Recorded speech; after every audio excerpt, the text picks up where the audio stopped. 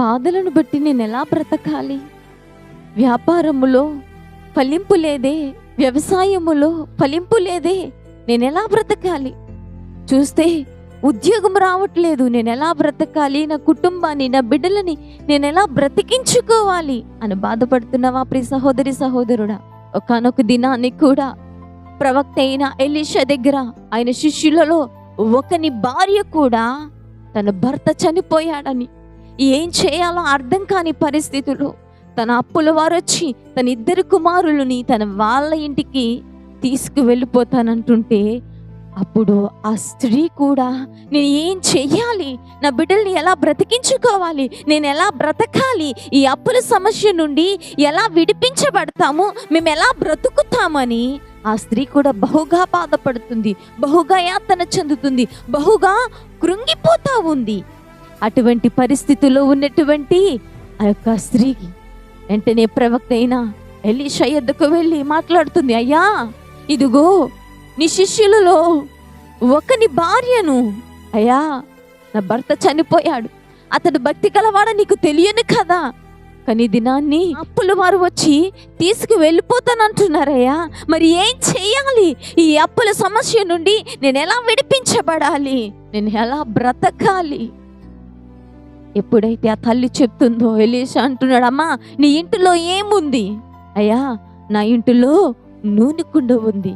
ఎప్పుడైతే ఈ మాట చెప్పి ఉన్నదో, నువ్వు నీ ఇంటికి వెళ్ళము, ఇరుగు పొరుగు వారి దగ్గర ఎన్ని పాత్రలు అయితే ఉన్నాయో వాటన్నిటిని ఎరువుకి ఇచ్చుకొని నీ ఇంటిలోనికి వెళ్ళమని చెప్పాడు.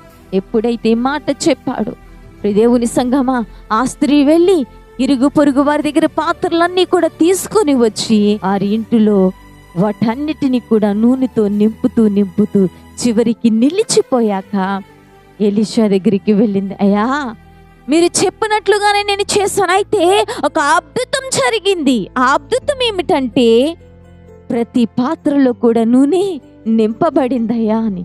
ఎప్పుడైతే మాట చెప్పిందో వెంటనే ప్రవక్త అయిన ఎలీషా మాట్లాడుతున్నాడు, అమ్మా ఎలా బ్రతకాలో అని బాధపడుతున్నావు కదా, ఏం చేయాలో అర్థం కాని పరిస్థితుల్లో నువ్వు ఉన్నావు కదా, ఇదిగో ఆ నూనె నమ్మి నీ అప్పులను తీర్చే ఫస్ట్, తరువాత నీవు నీ బిడ్డలు బ్రతకండి. ఇది నీవు కూడా నీ జీవితంలో నేను ఎలా బ్రతకాలని సతమతమైపోతున్నావేమో, ఎలా బ్రతకాలని ఆలోచన చేస్తూ జీవిస్తున్నావేమో.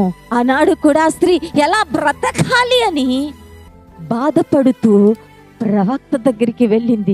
ఎలా బ్రతకాలి అనుకున్నామకి ఇలా బ్రతకాలి అని చెప్పి చూపించాడు ప్రవక్త.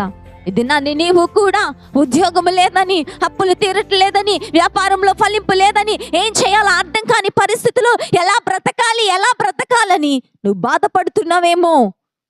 ఆనాడు ఆ స్త్రీ ఏ రీతిగా ప్రవక్త దగ్గరికి వెళ్ళిందో, ఇది నీవు కూడా దేవాతి దేవుని యొద్దకు వెళ్ళి మొరపెట్టు. ఎలా బ్రతకాలో అనుకున్న నీ జీవితానికి ఎలా బ్రతకాలని మార్గాన్ని నీకు దేవాతి దేవుడు చూపిస్తాడు.